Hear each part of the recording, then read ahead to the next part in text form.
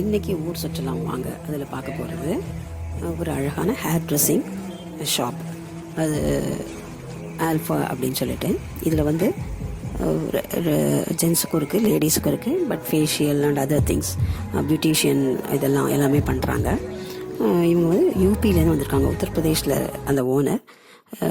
They brought their own people and they started the work here. இவங்களது வந்து கேகே நகரில், பல்லாவரத்தில், அண்ட் இப்போ ரீசெண்டாக ஒரு 6 months முன்னாடி மன்னிவாக்கத்தில் ஆரம்பிச்சிருக்காங்க.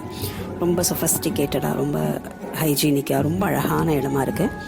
அதில் வந்து தே explain every thing in a proper way. அதுக்கப்புறம் அதோட ரேட்ஸ் எல்லாமும் இட்ஸ் லிட்டில் காஸ்ட்லி, பட் அந்த அவங்க பண்ணுற விதத்துக்கு இட்ஸ் மோர் சூட்டபிள் அப்படின்னு தான் சொல்லணும். அதே மாதிரி ரொம்ப வயசானவங்களுக்கு டோர் சர்வீஸும் வைக்கிறாங்க. But it will take time. நம்ம புக் பண்ணி ஒரு ரெக்வஸ்ட் பண்ணோன்னா அட்லீஸ்ட் வித்தின் 2 days வந்து அது பண்ணித்தராங்க.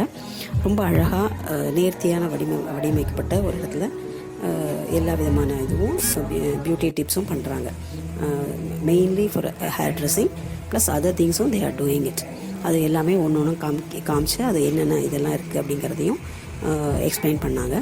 And they are doing it in a very professional வேல பண்ணுறாங்க. Plus very diplomatic and people they are. The way they speak வந்து ரொம்ப they give good respect to all. And waiting ஏரியாவில் ஒரு maximum ஒரு 3 பேருக்கு மேலே உட்கார வைக்கிறதுல, மேபி ஒரு 4 members அவங்க பண்ணிகிட்டே இருக்கும்போது ஒரு 3 பேர் வெயிட்டிங்கில் 3 to 4 அதுக்கு மேலே இல்லை. அந்த மாதிரி லேடிஸ்க்கு தனி ரூமில் பண்ணிகிட்ருக்காங்க. And all are youngsters and all came from UP and they got a house here. So morning breakfast மட்டும் they are taking in the shop and ஆஃப்டர்நூனில் they cook and they eat.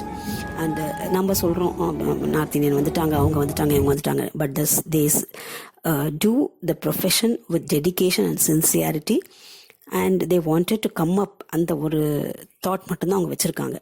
நாங்கள் உழைக்கிறோம், அந்த உழைப்புக்கு ஏற்ற ஊதியம் வாங்குகிறோம், அந்த ஊதியத்தை வச்சு we enjoy for our family அப்படிங்கிற மாதிரி.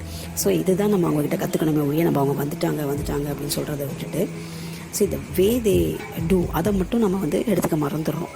நம்ம ஆளுங்க ஒரு நாளைக்கு ஒரு 1000 ரூபாய் கையில் வந்துச்சு அப்படின்னாலே definitely obviously we know where will they go. அதை ஸ்டாப் பண்ணாங்களே.